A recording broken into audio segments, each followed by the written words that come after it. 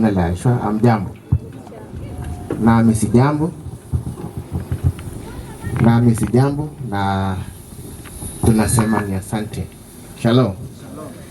Tena nichukue nafasi niweze kuwakaribisha katika awamu ya leseni ama mafundisho. So tunaenda kujifunza leseni ya siku ya leo. Siku ya leo ambayo sabato ni ya leo, tunajifunza leseni ambaye inahusu imani.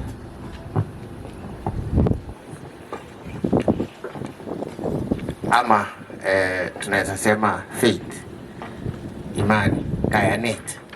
So kwa hiyo ndio tutaweza kujifunza leo, na naomba tuweze kuandamana pamoja. Tutasoma somo kuu katika kitabu cha Yakobo James 2 mstari wa 14 hadi 24, na fungu la kukariri ama memory verse itakuwa katika kitabu cha Waefeso 2 mstari wa 8. So naomba tuweze kutumia hiyo nafasi, tuweze tusome kwa haraka ili tuweze tukaendelea. Inasema mstari 10. Ndugu zangu, yafaa nini mtu akisema ya kwamba anayo imani lakini hana matendo? Je, ile imani yaweza kumwokoa? Ikiwa ndugu mwanamume au ndugu mwanamke yu uchi na kupungukiwa na riziki, na mtu wa kwenu akawaambia, enendeni senyu kwa amani, mkaote moto na kushiba, lakini asiwape mahitaji ya mwili, yafaa nini? 17. Vivyo hivyo na imani isipokuwa ina matendo imekufa nafsini mwake. 18. Lakini mtu atasema, wewe unayo imani nami ninayo matendo, nionyeshe imani yako pasipo matendo, nami nitakuonyesha imani yangu kwa njia ya matendo yangu. 19. Wewe waamini ya kuwa Elohim ni mmoja, watenda fema, mashetani ninaoamini na kutetemeka. 20. Lakini wataka kujua, wewe mwanadamu usiye kitu, kwamba imani pasipo matendo haisai. 21. Je, baba yetu Ibrahimu hakuhesabiwa kuwa ana haki kwa matendo hapo alipomtoa Isaka mwanawe juu ya madhabahu? 22. Waona kwamba imani ilitenda kazi pamoja na matendo yake, na ya kwamba imani ilikamilishwa kwa njia ya matendo yale. 23. Maandiko yale yakatimizwa yaliyonena Ibrahimu alimwamini Elohim, ikahesabiwa kwake kuwa ni haki, naye aliitwa rafiki wa Elohim. 24. Mwaona kwamba mwanadamu huhesabiwa kuwa ana haki kwa matendo yake, si kwa imani pekee yake. Asante sana. Na tumai ya kwamba tumeweza kusikia ile somo kuu, na tumepata kujua kuhusu imani. Tumepata kusoma kuhusu imani, na Yakobo ni kama anatueleza, kwa sababu kuna jambo aliweza akaweka hapo, nafikiria akizungumzia matendo. Kumbe hiyo ndio utimilifu, ama imani inaweza ikakamilika ikiwa kuna matendo, kwa sababu ukijaribu, sijui tukijiuliza imani ni nini, tunaweza eleza namna gani? Yaani faith ama kayanet, tunaweza eleza ni nini? Kwa sababu hiyo neno likitajwa ni kwamba imani ni ile unaamini yale ambayo yatatoka mbeleni. Nafikiria the team ama ile kitu tunaweza sema ni hiyo, kwa sababu kwa Kiingereza inasema it is the assurance of things hoped for, yaani ni ile hakikisho ya mambo ambayo na tumaini, na ni ile inakuanga na ile msukumo wa ndani kwa mambo ambayo hayaonekani, na tutaweza kutofautisha kuhusu imani na tumaini. Unajua saa zingine tunaweza weka ikuwe pamoja, faith and hope tunaweza weka ikuwe pamoja, na vile tumesoma ama tumeweza kupata hapo ni kwamba imani ni ile unaamini mambo ambayo inakuja, na hope ni nini ama tumaini ni nini?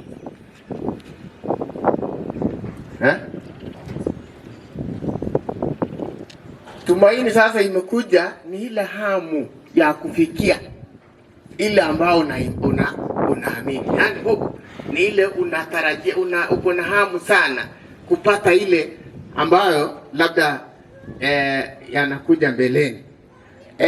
Tumepata kujua ya kwamba imani imewezwa ikawekwa, tukijaribu kupanua kidogo kuhusu imani ni kwamba ile ya kwanza ni trust and confidence. Ile ya kuiamini na kuwa na ujasiri, kwa sababu kama haitakuwa ama ujasiri hautakuwa, huwezi ukakuwa na hiyo imani.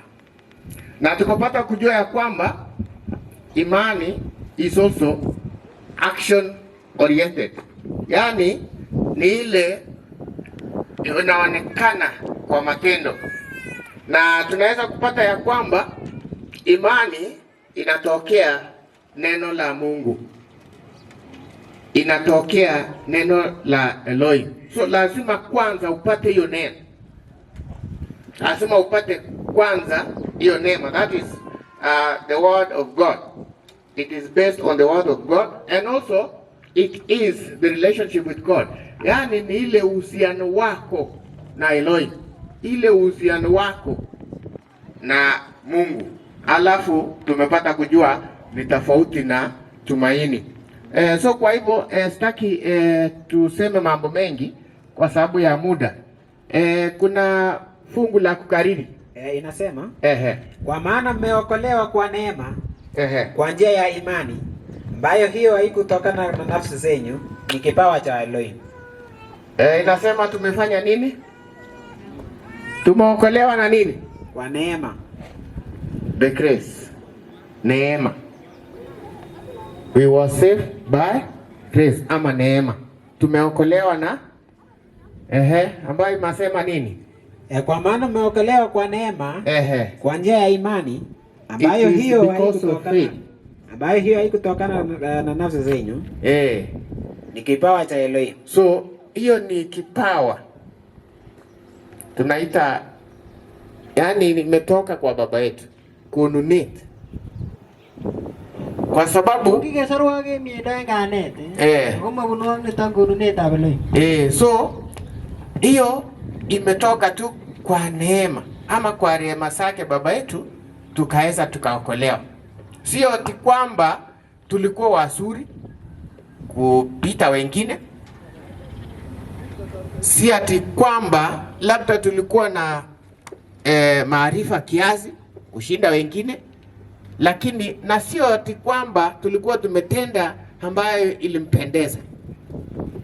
Hata ni kinyume, kwa sababu tulikuwa katika dhambi, lakini akatuhurumia.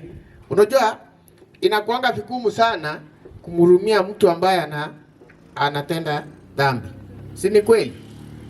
Unaweza pata ufike mahali tuseme kasenta kama hii, kuna mtu labda ameipa kitu hapo, si wengi watasema amepata ile yake. Imagine sasa sisi tulikuwa wenye dhambi, lakini aliweza akatuhurumia. So tunaona ya kwamba kweli hiyo ni kipawa chake baba yetu, na tulionyeshwa kwa mambo mengi. Ukipata kujua ya kwamba hata Paulo naye aliweza akatuonyesha hiyo, ama aliweza akazungumzia. Kusoma katika Warumi ine mstari wa 20 hapo.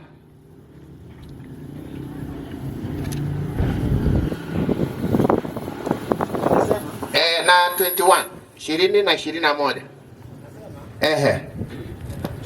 Lakini akiona ahadi ya Mungu hakusita kwa kutokuamini. Hapo tunazungumzia kuhusu nani? Paulo. Kwa sababu ile aliona ile the promise, ahadi. Kwa nani? Kwa Elohim. Hakusita kwa kutokuamini. Aliamini.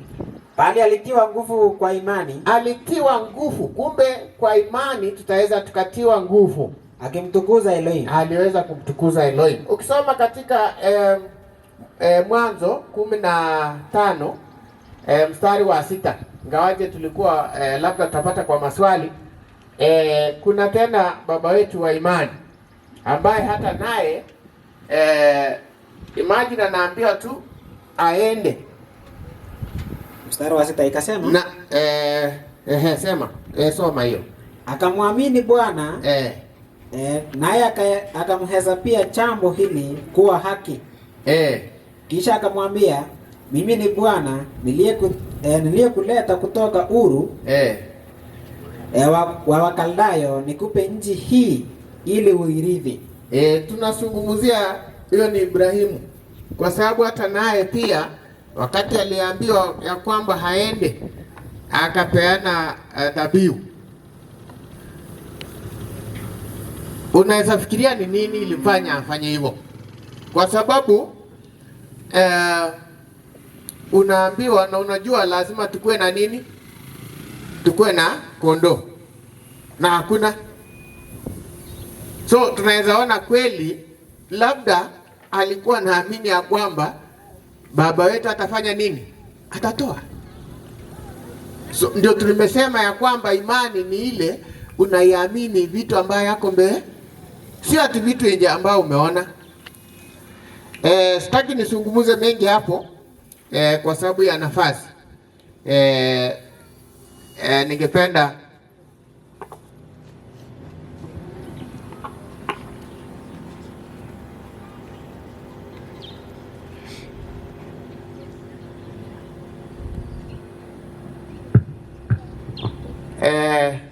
tulikuwa nasema ya kwamba sitaki tupoteze muda, kwa sababu nafikiria muda wangu umekaribia kukatika.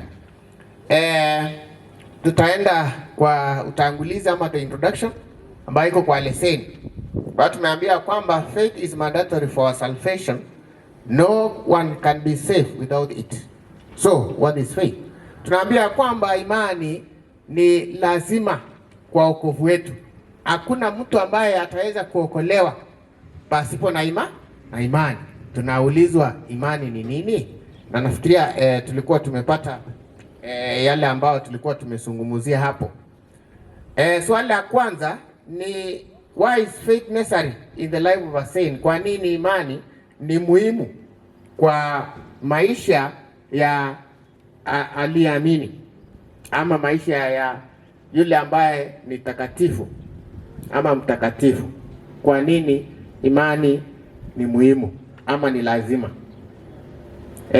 Ni mstari wa 6 ambaye ni kitabu cha Waebrania 11, na utashika hapo kabisa kwa sababu tutasoma mengi hapo. Mstari wa 6, lakini upande wa kwanza, sehemu ya kwanza peke yake. Sehemu ya kwanza inasema lakini pasipo imani haiwezekani kumpendeza. So ikiwa tutaamini ile neno ambayo tuliambiwa, ikiwa tutaamini ile ahadi, tumesikia Paulo bila ya kwamba haliamini ahadi ya Bwana. Ikiwa tutaamini, tutaweza kupendeza? Tutaweza kupendeza kweli Elohim? Haitawezekana. So lazima tukue na imani. Lazima kwamba uwe unaiamini. Lazima uamini hiyo neno kwanza.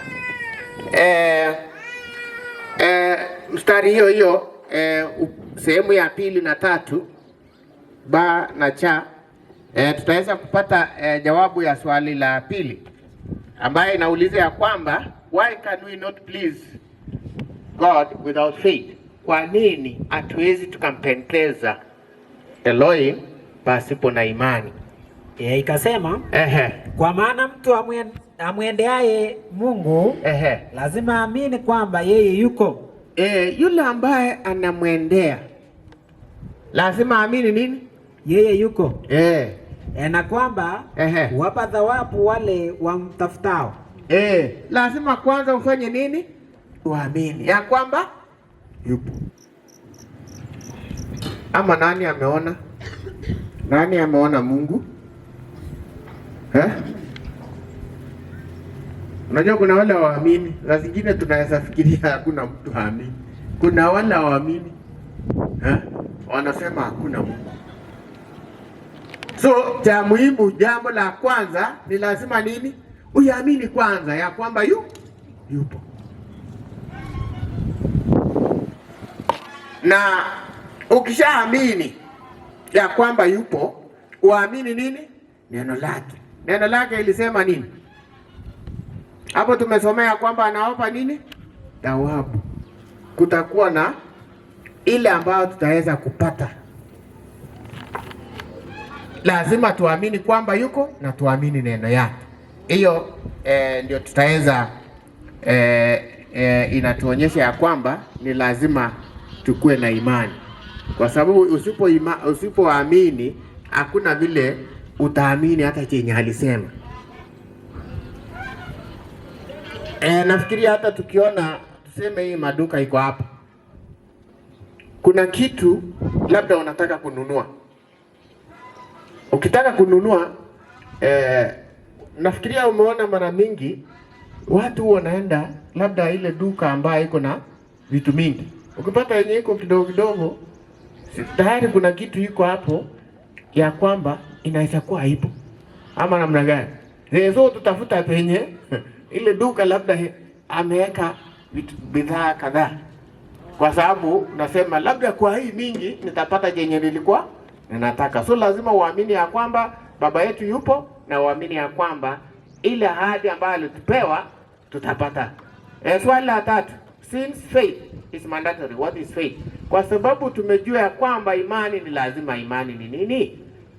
Tulisoma mstari wa kwanza. Ikasema basi imani ni kuwa na hakika ya mambo yatarajiwayo. So imani ni kuwa na hakika. Hiyo ni uhakikisho ya yale ambayo tunatarajia.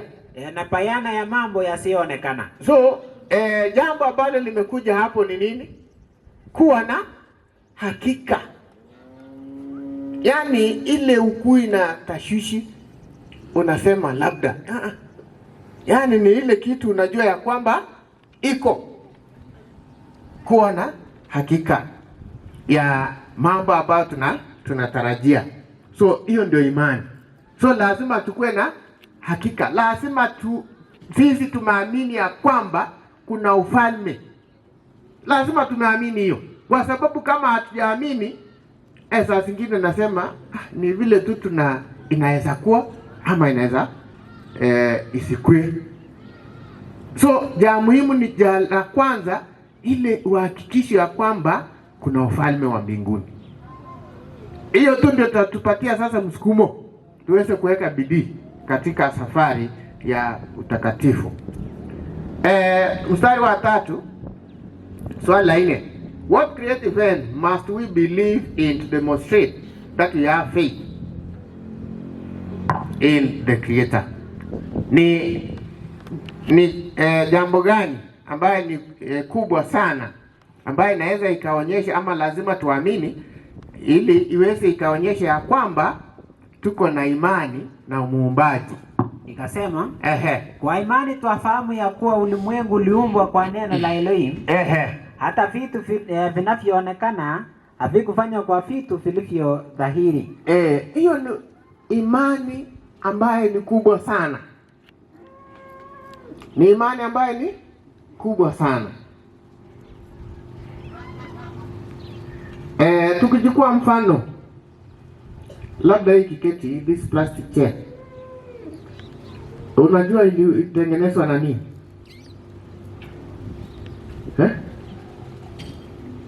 Hii kiketi tu wanatumia nini kutengeneza? Wanatumia plastic. Sasa hiyo utakuwa umesema kweli. Haya, wacha nikuje, hii mesa iko mbele hapa. Hii walitengeneza na nini? Kuna mbao wanashikanisha na nini? Kuna msumari nani? Waliweka ndio ikuwe ngumu, yaani ikuwe na ile strong kidogo. Kuna rangi tena. Haya, wacha tuashumu ni hayo. So imagine sasa tukiona na hii ulimwengu ulitengenezwa na nini? Mchanga. Ulimwengu ulitengenezwa na mchanga. Hapo sasa utakuwa umetanganya. Si mchanga ilitengenezwa au ilikuwa?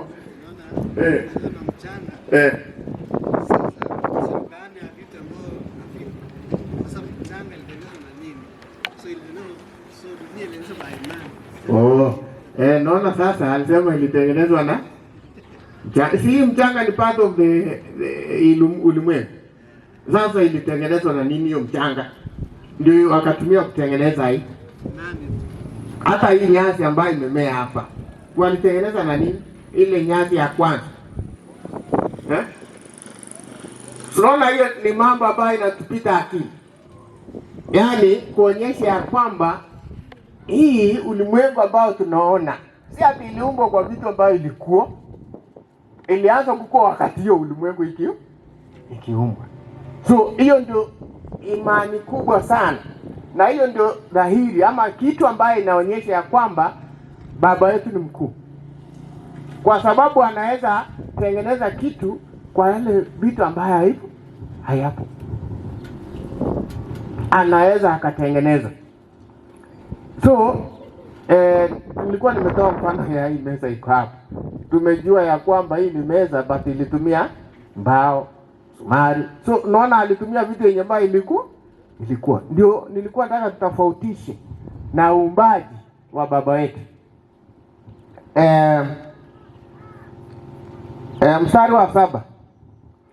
Noah was one of God, but could not see the future. Is Noah performing the commandment of God? Is that faith? Tunaambia kwamba Noah alikuwa amepewa tahadhari na baba yetu Eloi, Mungu, lakini hakuona. Ama alikuwa ameona?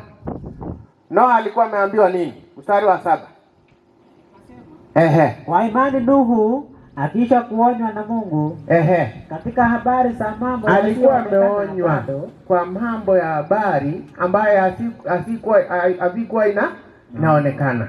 Kwa jinsi alivyomcha Eloi, aliunda safina, alitengeneza safina kwa sababu alimtii. Alitengeneza nini? Safina. Na hivyo akahukumu makosa ulimwengu.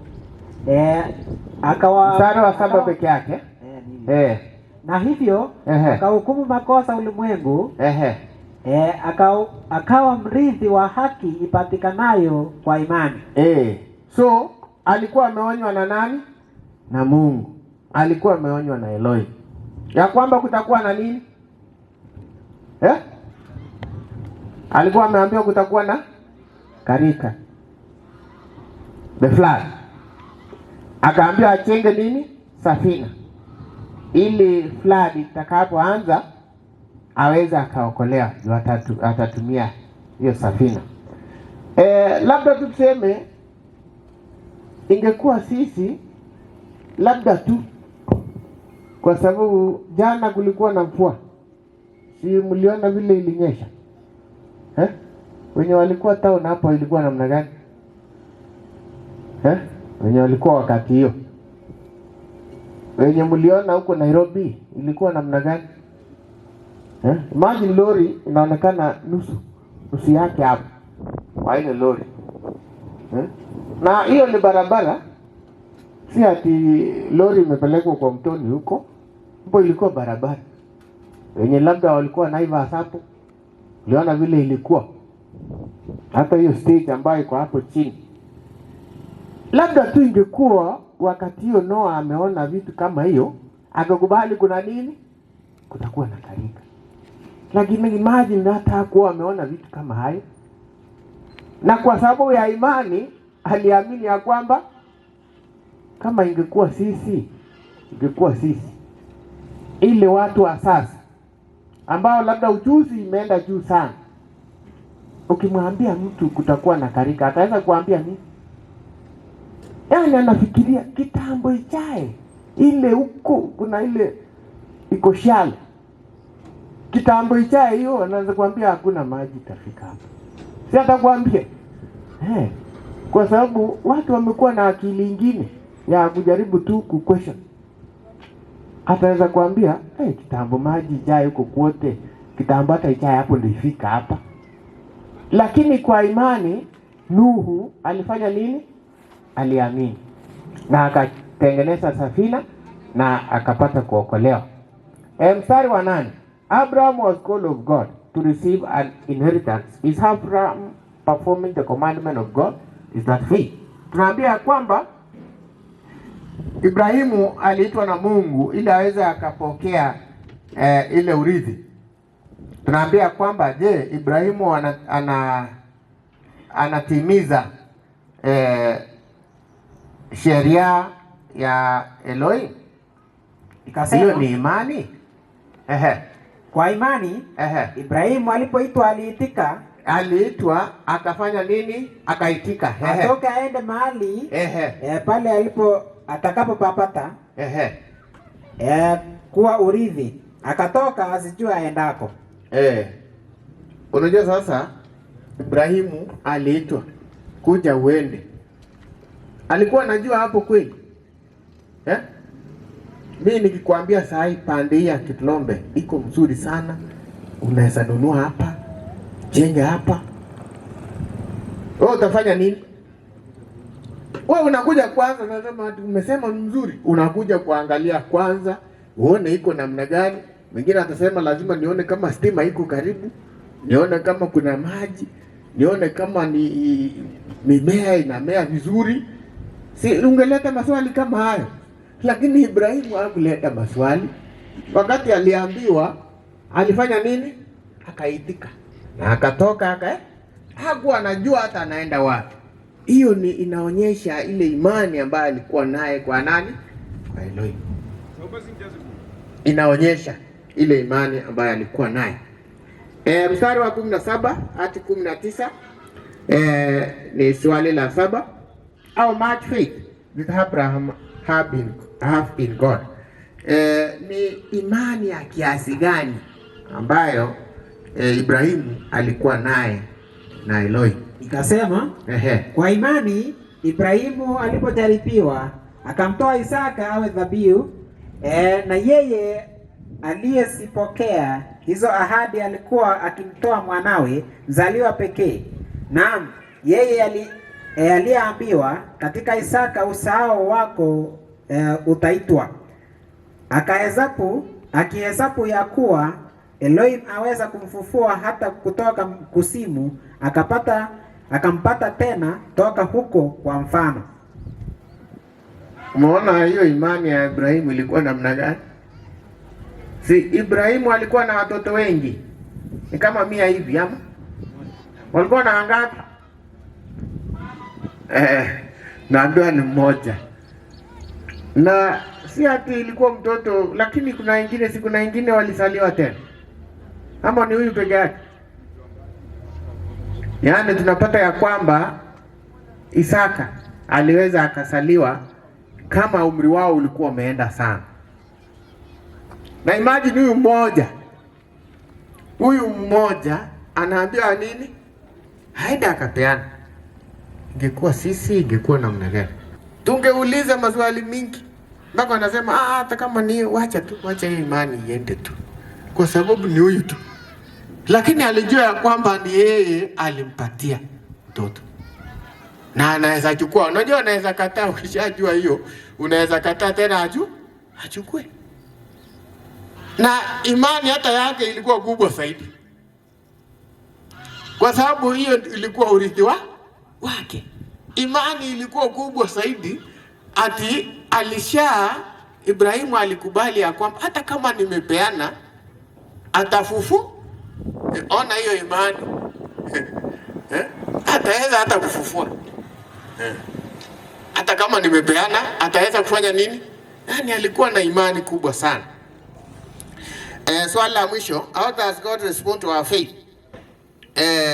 Luka 7 mstari wa 50. Tunaweza soma 18 mstari wa 42, alafu wa Efeso ikasema 2:8. Hebu soma basi. 7:50. Tuone vile ama chinzi Elohim anaweza akafanya kuhusu imani yetu.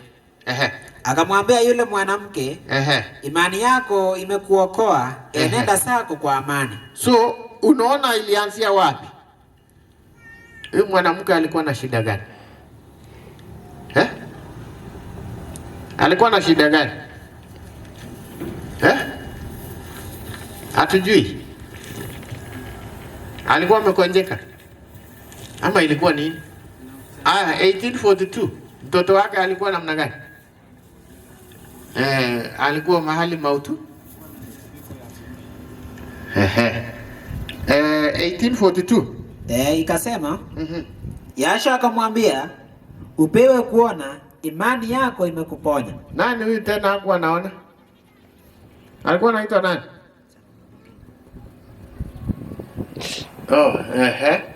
Hiyo tutapata kusoma ni 1842. Aliambiwa kwamba imani yako imefanya nini? Imekuokoa. Akaambiwa afanye nini?